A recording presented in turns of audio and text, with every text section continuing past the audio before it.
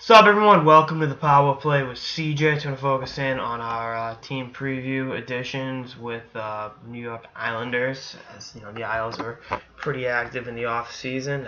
I have eviscerated the organization several times because I think they did jack shit in terms of keeping Kyle Okposo around. But then again, what do I know?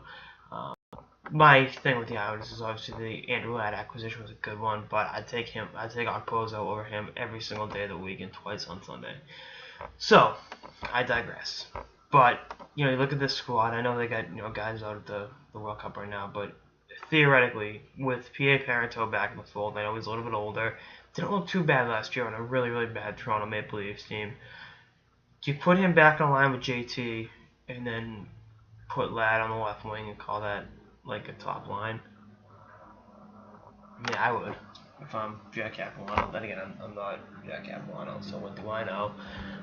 But I would not be averse to putting Parenteau on that top line ahead of anyone else, because again, there's an established chemistry, and we'll see what happens from there. Then rounding out the rest of your middle six, so to speak. I mean, you got Nelson, Andersley, and maybe Kuhlman as your second line, so to speak. Someone or Grabowski center in those two. I mean, there's something to work with there. You all know how I feel about Ryan Strome being unsigned. And actually, quite frankly, I think he'd be the perfect second line right wing on this team.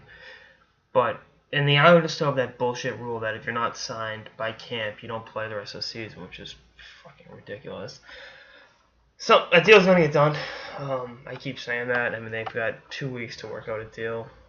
Actually, 13 days because camp opens September 22nd. So, I mean, you think about like him in that top six with his creativity, you'd figure like, all right, see what happens. But it's just, and even when he comes back, because he's going to eternally be in Capuano's doghouse.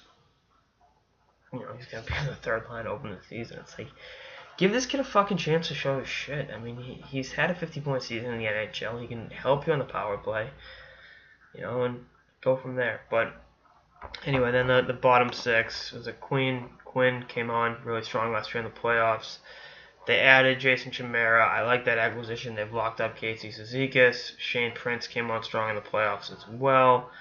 And obviously Josh Bailey, with Matt Martin taking his talents to Toronto. We'll see how that shakes itself up. But, how they reconfigure their bottom six. And, how, I mean, that fourth line last year with Cizikas, Martin, and Clutterbuck was excellent. So we'll see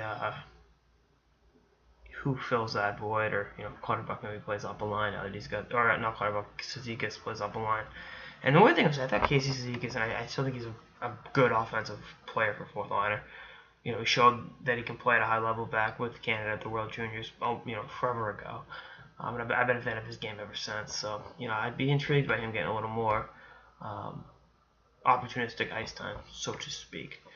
On defense, you got Johnny Boychuk, you got Travis Hamonic, Nick Leddy. Those are your top three. I would like to see DeHaan take a couple steps forward. Ryan Pulock is another one. If you've been following me for a while, which I hope most of you have, the 2013 draft, if you remember, I was pushing Pulock to the Islanders. I'm like, this kid is the right fit for this organization. And obviously they drafted him. So, yay me. I know if I could just pick a winning lottery ticket, we'll see what happens. But, I'd like to see Capuano give him more opportunity to show his wicked slap shot and give the power play a different look. So, again, you got Boychuk and Leddy, or your top two, whatever you want to call them. Then you throw in Hamonic for, he's your third, so to speak. DeHaan, Hickey, and then between Mayfield, Pellich, Pulock, they get them kind of going for that one spot. Again, I'd give everything I could to get Pulock in that mix, to make him the odds-on favorite. I like Adam Pellich. I liked him when he was in Erie. Scott Mayfield's a guy that I think is better than I thought he was going to be when he was in the USHL and in the NCAA ranks. So, a nice, tough, big physical kid, but I wasn't totally sure how his game would translate to the NHL. So we'll see how that comes about in the next few weeks with Isles camp. That's going to be an intriguing battle. Those three guys for that last defense spot. But I digress. The goaltending situation. Halak is this team's #1 goalie. I know Greiss came on and played well. I know Berube showed flashes, but this is yards off Halak's crease. Him and Greiss are both with Team Europe at the World Cup. Berube, I think, will get some good reps in camp for them, and I think they got a couple of their younger goalies in the mix. So, not for roster spots, but just to get some of the ice time during the camp. Even during training camp, I think even McAdams, one of them from Penn State, he was a pretty good collegiate goalie. So we'll see, if given some reps with the Islanders camp, if he's able to, take advantage of that, really establish himself to be a midseason call-up or, injury replacement if Halak or Greiss gets hurt. So, again, this team is, they're a playoff team. I mean, right now, and I've said this ad nauseum in the East, you got the two Florida teams, Pittsburgh and Washington. Those are your top 4 teams, right? Then you got the Islanders and Rangers, the 2 Big Apple teams.